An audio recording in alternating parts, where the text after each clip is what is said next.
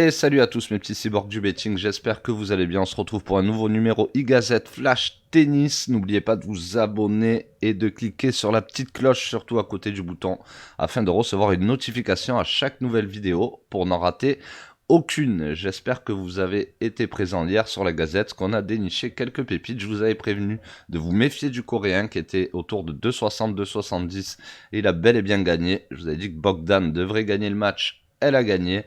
Je ne sais plus ce que j'avais dit d'autre aussi, parce qu'il y avait tellement de matchs. Je vous avais parlé d'Elbonis, et d'ailleurs vous pouvez le voir, on a joué Delbonis, donc 1,40 sur le club. Et oui, vous ne rêvez pas, j'ai fait un combo hier, et c'est très très rare. J'ai combiné Bautista, Sinner plus Kvitova à 1,91. Et c'est passé aussi, ça me paraissait quand même méga safe ce combo. Je l'ai fait en petite mise, mais en tout cas c'était cool et j'espère que vous étiez présents hier. N'oubliez pas de lâcher un petit commentaire, hein, les amis, pour participer au tirage au sort qui aura lieu chaque fin de mois. On vous offre un abonnement annuel de 150 € tous les mois. Et n'hésitez pas aussi à aller commenter les anciennes vidéos tennis du mois, parce que si vous commentez celle-ci et que c'est pas la vidéo la plus commentée du mois, vous ne participerez pas au tirage au sort. Donc allez commenter même les anciennes vidéos, ou du moins la plus commentée déjà, comme ça vous mettez toutes vos chances de votre côté. Et oui, je vous donne un petit tips. Allez, aujourd'hui on part pour l'ATP de Barcelone, Musetti face à Auger Aliassime. Est-ce que enfin le travail de Tony Nadal va faire quelque chose pour le Canadien? Il doit vraiment s'y mettre à fond aujourd'hui. Malgré ça, les cotes restent serrées. C'est quasiment un 50-50. Et parce que Musetti aussi est un pro de la terre battue, et vu ses résultats actuels et comment il joue, ça risque d'être un beau match. Je vous conseille de le voir d'ailleurs.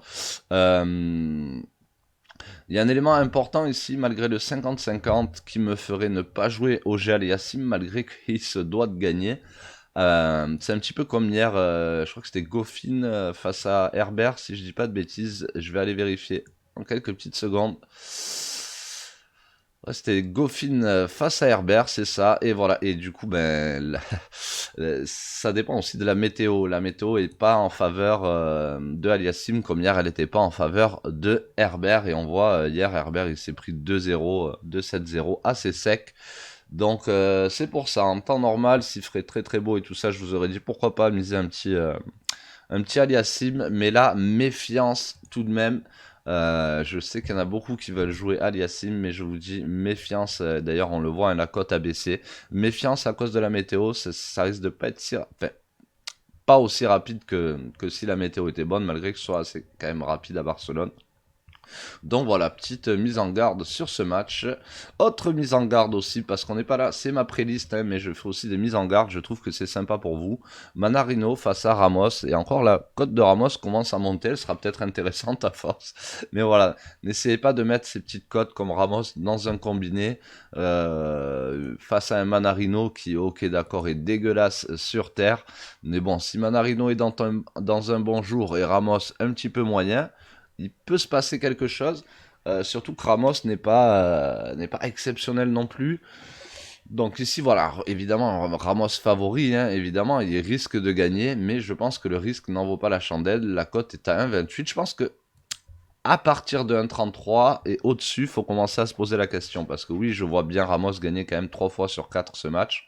Donc ça fait une cote de 1,33 si on pense comme ça. Donc au-dessus de 1,33, pourquoi pas. Mais voilà, à surveiller au cas où que les gens se jettent sur Manarino. On passe au WTA à Istanbul avec Wang face à Konju. Retour de Konju correct. Depuis d'ailleurs, on l'avait joué dans le club quand elle revenait tout juste. Je vois qu'en plus la cote de Konju baisse. Non, elle est stable, elle est stable. Et Piang Wang avec une cote à 2,44. J'adore cette joueuse Wang. C'est les plus joueuses de dur. Elle maîtrise quand même un petit peu la terre battue, pas comme certaines joueuses qui sont dégueulasses dessus, qui ne savent pas glisser ni rien. Franchement, je trouve que les cotes sont un peu écartées tout de même. 2,44, 1,63. Les j'aurais mis plutôt 2,20, 1,75, quelque chose comme ça. Donc méfiez-vous sur ce match, voilà, pour ceux qui veulent jouer Konju, et pourquoi pas Wang gagner ce match ou prendre un set. En tout cas, c'est dans ma playlist. C'est pas vraiment là, je vous dis pas de vous méfier, je vous dis attention, il y a peut-être un petit truc à faire sur ce match. Les cotes me semble légèrement déséquilibré. WTA à Stuttgart, nous avons Bouskova face à Vondrousova. Vondrousova qui est sorti à 1,56 et Bouskova à 2,56 qui est monté à 2,69. Et on a maintenant Vondrousova à 1,51. Pour moi, normalement, il ne devrait pas y avoir photo sur ce match. Donc, les books l'indiquent bien. Cote à 1,50. 66% de chance de gagner pour Vondrousova. Je pense peut-être qu'elle en a légèrement plus. Il faudrait bien analyser ce match. Voir un petit peu ce qui s'est passé du côté de Bouskova dernièrement. Je ne l'ai pas trop regardé encore. Mais c'est un match voilà, que j'ai mis dans ma playlist et que j'aime beaucoup de premier abord. Mais il y a beaucoup de matchs des fois que j'aime bien et finalement on ne les mise pas. Donc pour moi, la logique devrait être respectée ici, mais attention, les cotes indiquent bien que Bouskova a 34% de chance de gagner. Ça veut dire qu'elle va gagner quand même quelques matchs. Mais voilà, peut-être une petite piste à creuser pour Vondrousova. Vondrousova. Kontaveit face à Kenin. J'adore Kontaveit. Hein, si vous mettez Soribes Tormo face à Kontaveit dans un match, vous aurez des cris à peu près comme ça.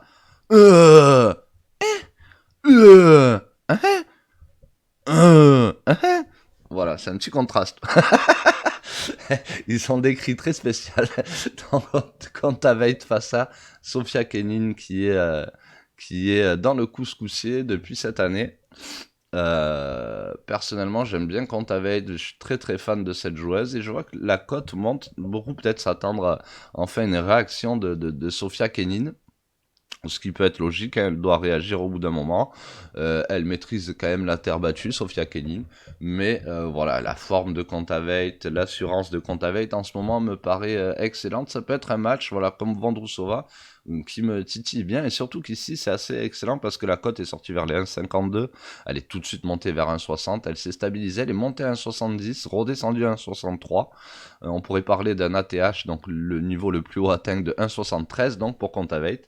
Elle est à 1,63, je vais peut-être patienter qu'elle monte un petit peu et commencer à me poser la question si je mise ou pas Kontaveit. Donc ça, c'est un match aussi que je mets dans ma playlist. Match délicat encore, Corentin Moutet contre Dan Evans. Et ça, on rejoint encore l'ATP de Barcelone. Et d'ailleurs, ben voilà, j'allais dire méfiance, Dan Evans c'est en forme en ce moment. Mais attention, quand vous enchaînez comme ça et que vous avez fait des beaux résultats à un moment, la pression... et tout l'enthousiasme redescend, et ça y est, c'est un nouveau jour, un nouveau cycle, et Corentin Moutet peut clairement casser ce nouveau cycle, et d'ailleurs, les parieurs, vous voyez, sorti à 2,55, vite allé à 2,24, ça remonte un petit peu, mais voilà, les parieurs sont plutôt d'avis à se dire que Moutet peut faire la surprise. Bon, maintenant, Evans reste toujours favori, il est sorti à 1,57, il est proche des 1,70. Méfiance sur ce match, sur le français. Ne vous jetez pas sur Evans. Ne mettez pas la maison. Après, comme je dis toujours, ce ne sont pas des pronos. Donc voilà, Evans a tout à fait le droit de gagner. Sakkari face à Kvitova. Sakkari, très très très très bonne joueuse. Franchement, je vois mal Kvitova perdre ce match. Mais maintenant, c'est du Sakkari en face. Kvitova à 1,68, si on la prend, il faudrait peut-être attendre, elle pourrait monter sur les 1,70 ici. Il faudrait que j'aille voir son match d'hier, parce que je n'ai pas pu le voir, mais apparemment elle a gagné assez rapidement. Donc méfiance, je sais que beaucoup aiment Sakkari, et qu'on va miser le nom, mais Sakkari sur terre, c'est pas Sakkari sur dur, et beaucoup avant en plus, c'est ça qui est fou, penser que Sakkari était plus une joueuse de dur, mais elle préfère... de terre, mais elle préfère le dur. Donc voilà. Donc Sakkari, attention à elle. Et enfin, un match ultra safe pour moi, Thompson face à Carreno Busta. Thompson est vraiment, vraiment, vraiment dégueulasse sur terre. Donc pour moi, ce sera une victoire sèche ici de Carreno Busta. Si on veut faire augmenter la cote, pourquoi ne pas prendre le 2-0? Je sais qu'il y a 1,15 Busta sur Orbitix, le 2-0 est à 1,40. Match à voir, pourquoi pas à combiner justement ce type de match. Si vous avez quelque chose de sûr à côté, c'est dans les rares cas où je pense qu'on peut combiner. Voilà, donc pour moi, Busta sans hésitation. Après, la cote de Carreno Busta est pas non plus à 1,01, donc il peut aussi perdre, mais vraiment ce serait très étonnant contre Thompson. Ça, et Thompson, il a fait sa saison de l'année sur terre battue, j'ai envie de dire. Voilà, j'espère que vous avez kiffé mes petits cyborgs du betting. N'oubliez pas qu'en dessous, vous avez toutes les informations pour nous rejoindre sur Tipster Pronostic, rejoindre tous les membres de Tipster Pronostic sur Discord ou en blablate toute la journée. Voilà, moi je vous souhaite good luck pour vos bêtes et à très très vite.